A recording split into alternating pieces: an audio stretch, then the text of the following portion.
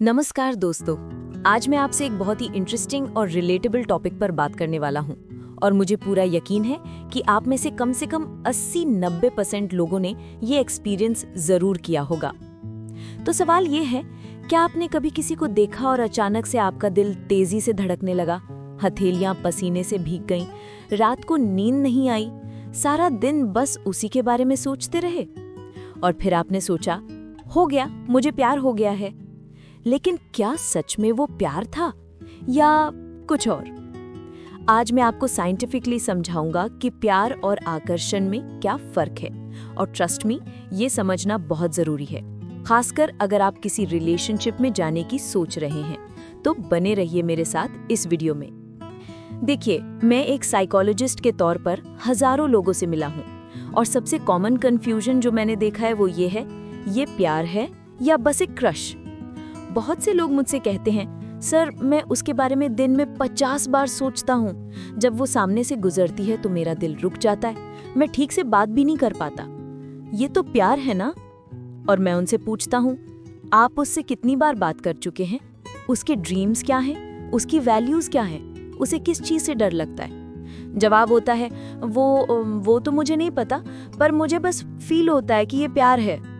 तो आइए आज समझते हैं कि एक्चुअली हो क्या रहा है आपके ब्रेन में। जब आपको किसी पर क्रश आता है या आप कहें कि आपको किसी की तरफ इंटेंस अट्रैक्शन फील होता है, तो ये प्योरली बायोलॉजिकल प्रोसेस है। मैं आपको 3 मेन केमिकल्स के बारे में बताता हूँ जो इसमें इन्वॉल्व होते हैं। पहला है डोपामाइन, आपके ब्रेन का रिवॉर्ड केमिकल है।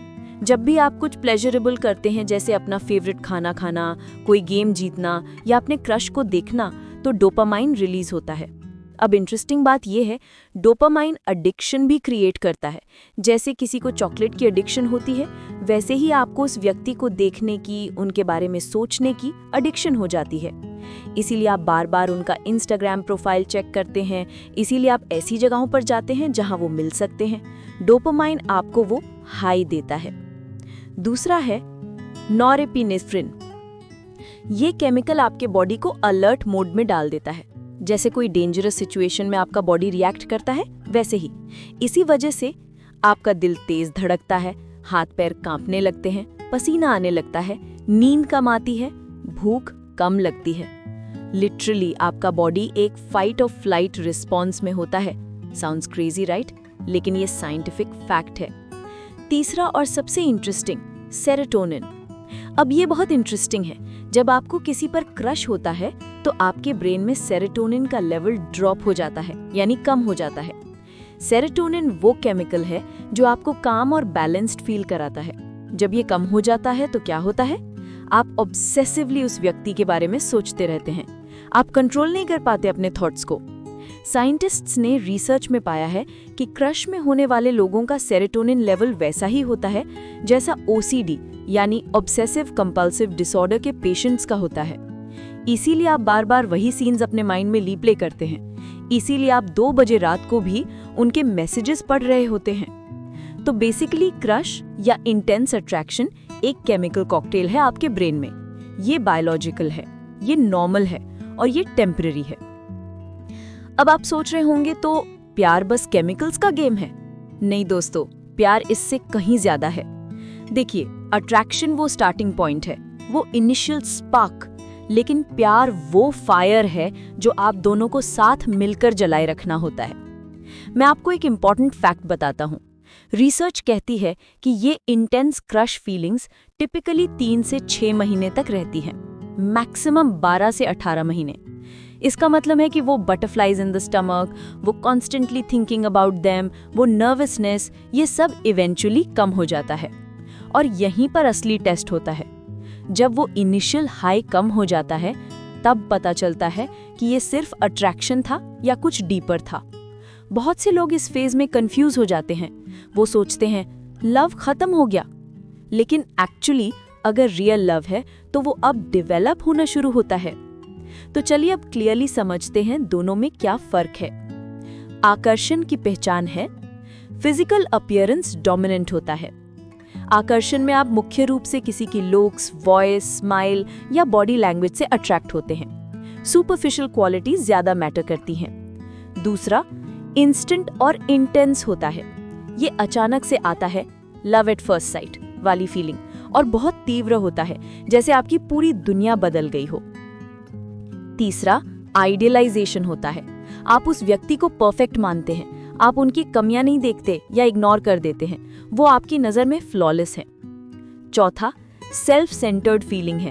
अट्रैक्शन में फोकस होता है, वो मुझे कैसा फील कराते हैं, मैं उनके साथ कितना खुश हूँ, मेरी लाइफ में वो क्या ऐड करते हैं।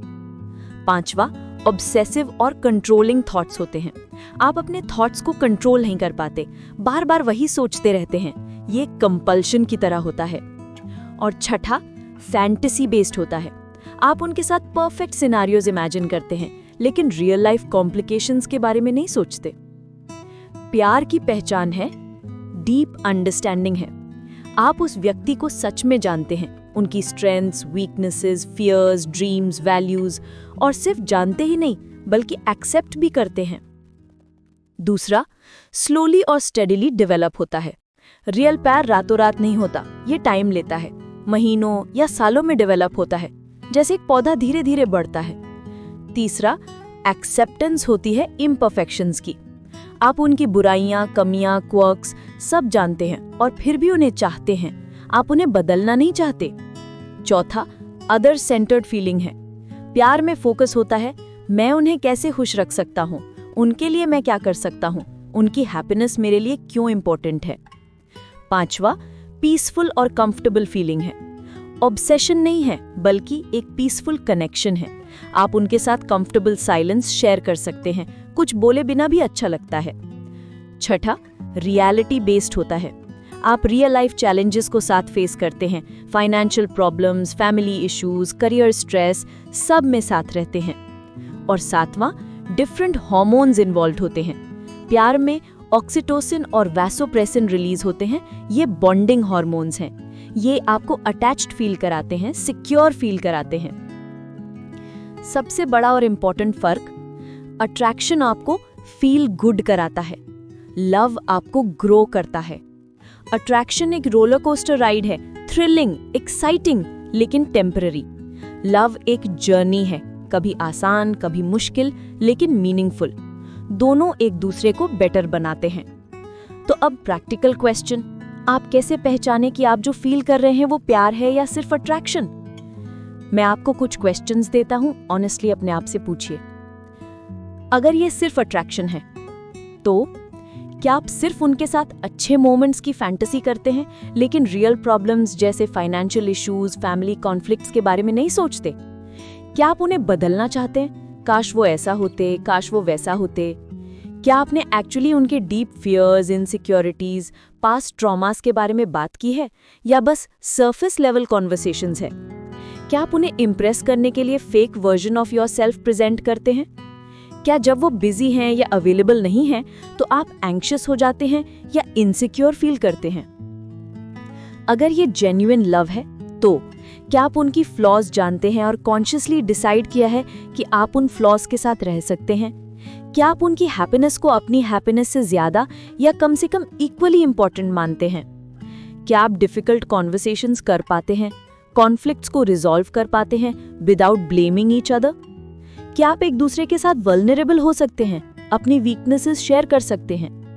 क्या आप अपने रियल सेल्फ को शो कर सकते हैं बिना मेकअप के, बैड मूड में, स्ट्रेसफुल डेज में? क्या आप इमेजिन कर सकते हैं कि 5 साल 10 साल बाद भी इस व्यक्ति के साथ रहें, जब वो बटरफ्लाइज नहीं होंगे, जब रूटीन सेट हो जाएगी? तो अब मैं आपको एक बहुत इंपॉर्टेंट बात बताना चाहता हूँ। अट्रैक्शन को बैड मत समझिए, ये एब्सोल्युटली नॉर्मल और नेचुरल है, ये बायोलॉजिकल है। हर इंसान को अपनी लाइफ में मल्टीपल क्रशेस होते हैं। लेकिन, और ये बड़ी लेकिन है, अट्रैक्शन को प्यार मत समझ लीजिए। बहुत से लोग इस कंफ्यूजन में रिलेशनशिप्स में एंटर हो जाते हैं। फिर जब वो इनिशियल इंटेंसिटी कम होती है, जो इनएविटेबली होगी, तो वो सोचते हैं लव खत्म हो गया और रिलेशनशिप को एंड कर देते हैं। या वर्स, वो एक रिलेशनशिप में होते हैं लेकिन किसी और पर क्रश आ जाता है और कंफ्यूजन में आ जाते हैं। तो याद रखिए, अट्रैक्शन प्यार नहीं बनता और ये परफेक्टली ओके है। अट्रैक्शन प्यार का स्टार्टिंग पॉइंट हो सकता है, लेकिन गारंटी नहीं है। प्यार को डेवलप होने के लिए टाइम, एफर्ट, कंपैटिबिलिटी और कॉन्शियस चॉइस चाहिए। रियल प्यार वो है जो आपको बेहतर इंसान बनाए, ना कि ऑब्सेस्ड या इनसिक्योर। तो दोस्तों, अगला बार जब आपका दिल तेज धड़के, जब आपकी हथेलियां पसीने से भीग जाएं, जब आप रात भर किसी के बारे में सोचते रहें, तो थोड़ा रुकिए, डीप ब्रेथ लीजिए, अपने बायोलॉजी को समझिए, अपनी फीलिंग्स को ऑब्जर्व कीजिए। आस्क योरसेल्फ, क्या मैं इस व्यक्ति को सच में जानता हूं या मैं सिर्फ उनकी आइडिया से प्यार कर रहा हूं? टाइम दीजिए, पेशेंस रखिए, रियल प्यार को डेवलप होने दीजिए नेचुरली, क्योंकि अट्रैक्शन आपको क्लाउड्स तक ले जा सकता है, लेकिन प्यार आपको वहां रहना सिखाता है। अगर आपको ये वीडियो हेल्पफुल लगा तो लाइक बटन दबाना मत भूलिएगा, शेयर कीजिए उन लोगों के साथ जिन्हें ये क्लैरिटी चाहिए, और कमेंट सेक्शन में बताइए आपका क्या एक्सपीरियंस रहा है।